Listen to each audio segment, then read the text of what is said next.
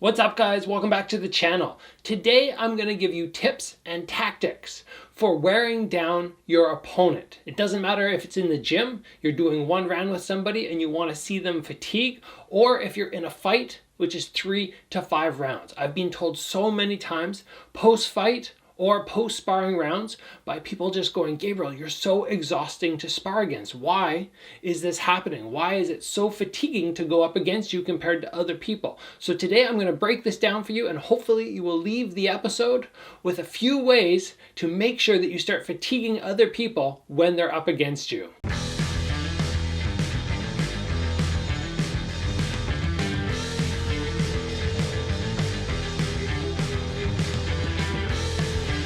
All right, guys, 6 to 7 tips on how to fatigue your opponent. Now, before we get to those tips, I want to take a moment and mention your overall body fatigue is going to play a part in how tired you are in sparring, obviously. And if you are training too hard, or if you are not doing the proper recovery, you're going to notice in the fight or in sparring rounds that you're just going to not be able to push the pace you need to fatigue your opponents. And I've been finding in this camp that my body is not feeling heavy and sore and exhausted like it normally is. Now, there's a number of reasons that could be, but the big one, which I think it actually is, I'm crediting 100% to the new supplements I have started taking. In the past, I 100% avoided supplements. I went, you know what, my hard training is enough.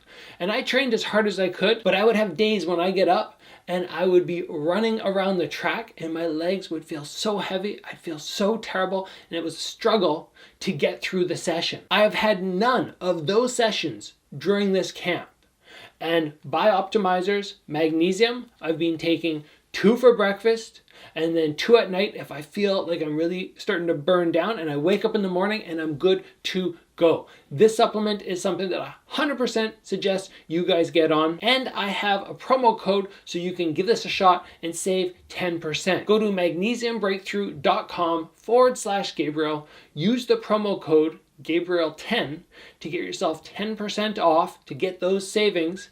And I really can't recommend it enough because I've never had a camp where I've been able to push myself, like actually tell my pad holders, you need to push me today. You need to really, really work me. And I can get through every session right now. And I'm feeling like, oh my gosh, did I not train hard enough? Because I'm not having that body exhaustion. It's the only thing I've been doing differently. Magnesium. Everything else in terms of my time running around the track, all that is on point.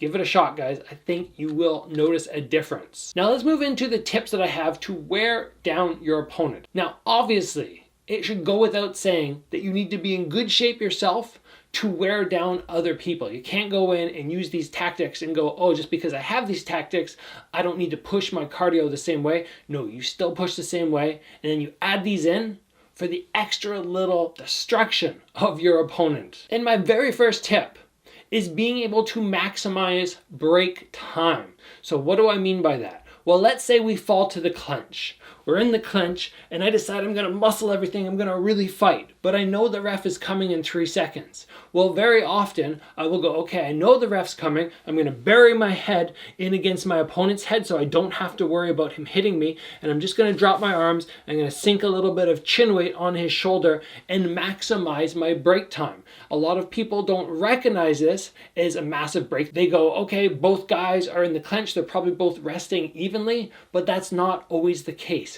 When you have an opportunity to maximize break time, you need to do a better job than your opponent. And they might still be working a little bit while you're resting, and this gives the illusion that you guys are both working evenly, but you're not. If you can make sure that during the fight, while they are still working hard, you're doing a little bit less, that just gives you that advantage of recovery while they are still working. My next tip is making sure you throw your opponent down. Now, there's a number of ways we can do that. We can catch kicks and sweep the leg out. We can fall to the clinch and toss them down with a Thai-style Muay Thai throw. There's so many ways to get somebody down to the ground, even in kickboxing where they're making it fairly illegal to execute these throws. You can still find a few of them which you're allowed to do. Now, the advantage of throwing somebody down to the ground is obviously on the scorecards it looks good, But in terms of break, I always used to say, that guy falls down, he hits the ground, he might even get the wind knocked out of him a little bit if he's not good at taking a fall. Then from there, he has to collect himself, he has to do a little sit-up, he has to get on his elbow, he has to push himself up, he needs to get on his feet and do a squat and get back up. During that whole time, I am on a break, I am resting. So every time you can throw somebody, they are fatiguing so much compared to what you are doing. And I used to use this in my amateur career all the time. I went 2 or 3 times per round. I want to throw people, and the guys would gas out so easy compared to me. So if you can start executing in classes, in training, learning to catch a kick and dump somebody on their back, or falling to the clinch and maybe using your knee to buckle their knee out and pull them down to the ground. All of this is going to wear down your opponent so fast, so much faster in my opinion than jumping in and exchanging shots with them. This tactic is one of the go-to things I have for wearing down your opponent. My next tip goes hand in hand with strong defense. If you have very strong defense and you can make sure that when you're in the shell and you're taking shots, you're on a rest time. You're not putting out 100% effort. You're putting out more like 20 or 30%.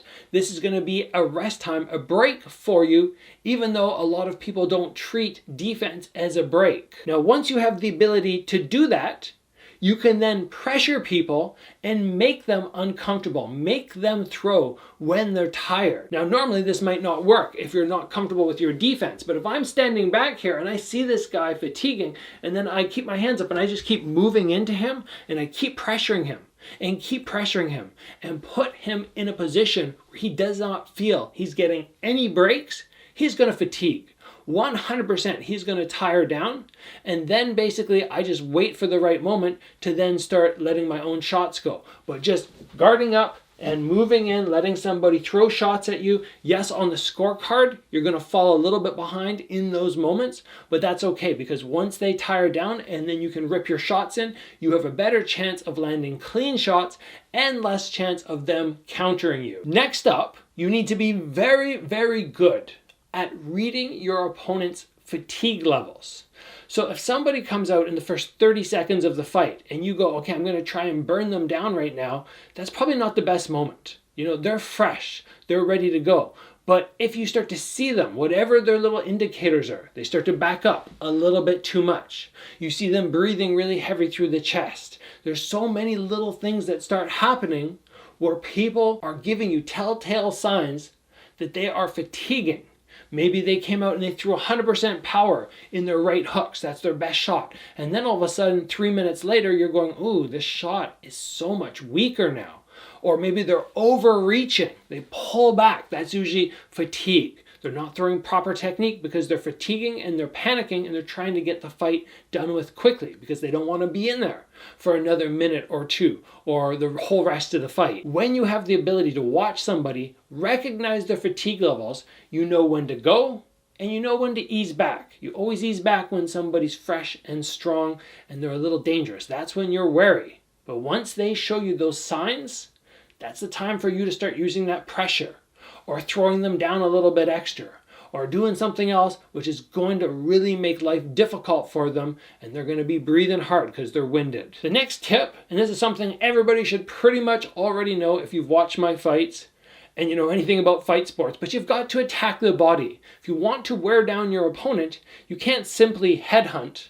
You can't just kick the legs. If those are your only 2 levels, you're not taking advantage of hitting somebody, having them breathe out, and then not being able to recover as well as they would like to. We have to attack the body. We can do that with front kicks, knees, any body punches we want.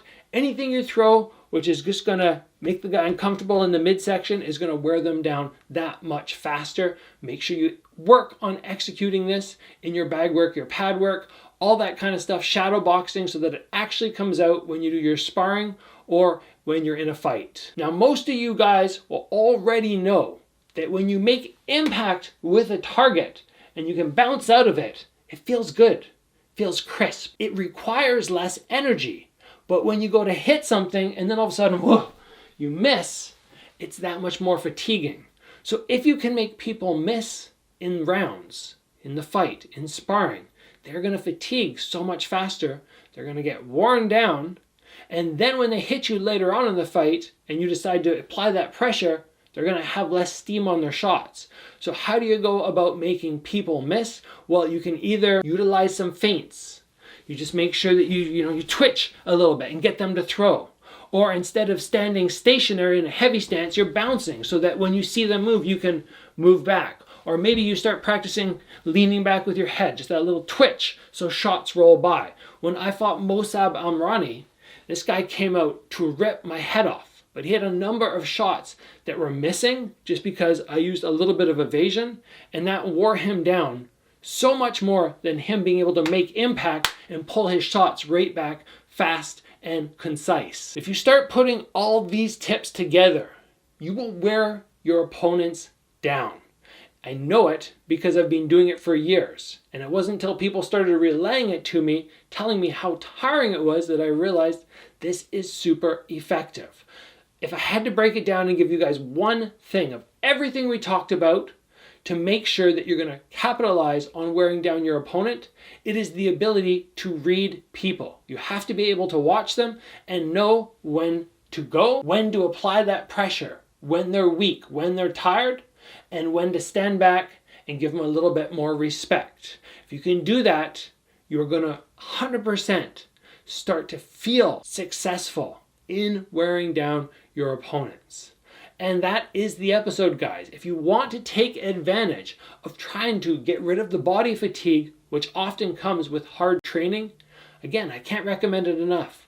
magnesiumbreakthrough.com/Gabriel. Use the promo code Gabriel10 to get yourself 10% off this supplement, which just seems to be making a world of difference in my training camp and my levels of fatigue. And of course, if you enjoyed the episode, please give it a like. If you have not already, join the channel, get subscribed. Train hard, guys, and I'll see you back here soon for another video.